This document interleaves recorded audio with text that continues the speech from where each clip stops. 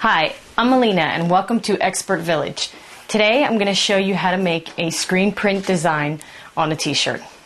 In this next step, we're going to cut out our drawing.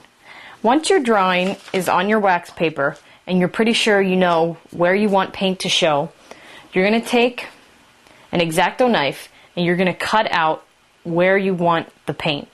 So like I said, since what I'm trying to do is draw the outline of the whale, I'm going to take my knife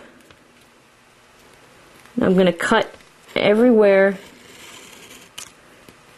that there's a line. What I'm doing as I'm cutting out my whale, I have the mouth right here. Now if I were to connect the mouth, then this centerpiece would come loose, and then every time I print I would have to put it down and position it and try to make sure it doesn't move. Since I don't want to go through that hassle, I'm going to leave this little strip right here just so it holds this into place. And you're going to want to be very careful with your edges. If you're cutting out and it's not even, you want to go over it, and you want to take your knife and you want to round out anywhere that you want to be nice and round,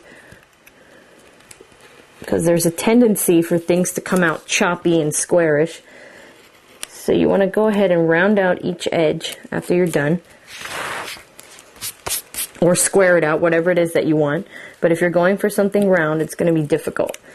Once you've cut out your design, you can place it on top of a table or anything that has a different color underneath, and this is going to give you an idea of what your print is going to look like when it's done. This is a good way to tell if you need to cut a little bit more or cut a little bit less or even out the lines, whatever it is you want to do. This is basically what your print is going to look like.